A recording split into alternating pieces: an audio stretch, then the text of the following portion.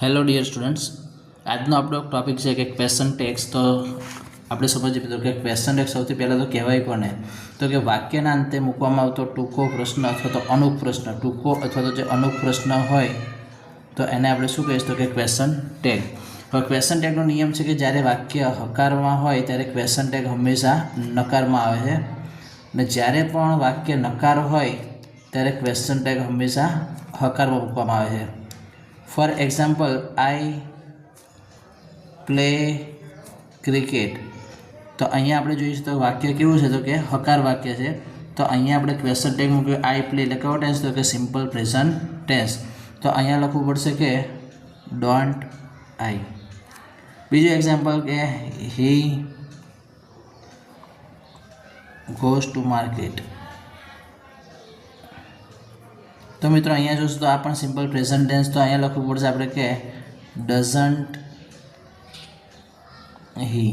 તો મિત્રો અહીંયા તમે જોશો તો હંમેશા અહીંયા ક્યારે પણ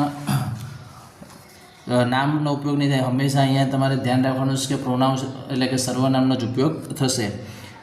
ત્રીજું સેન્ટેન્સ આપણે લખીએ કે આઈ એમ લર્નિંગ. તો મિત્રો અહીંયા ધ્યાન રાખીશું કે આઈ એમ હોય ત્યારે એનું કરી દેવાનું છે આપણે. એનું શોર્ટ ફોર્મ થાય છે એન્ટ, એટલે કે એનું નકાર ફોર્મ. આઈ એમ નોટ હોય તો એનું શોર્ટ ફોર્મ અહીંયા થશે એન્ટ, અથવા તો બીજો શબ્દ આપણે મૂકી શકીએ આરન્ટ આઈ. તો એન્ટ લખો અથવા તો આરન્ટ લખો, બેમાંથી કોઈ પણ એક વસ્તુ અહીંયા લખવાની છે. એના પછી સેન્ટેન્સ હોય શી wrote a letter. તો અહીંયા જોઈશું તો કે V2 નો ઉપયોગ થયેલો છે મિત્રો. તો અહીંયા લખીશું કે wrote એટલે કે didn't see. Next sentence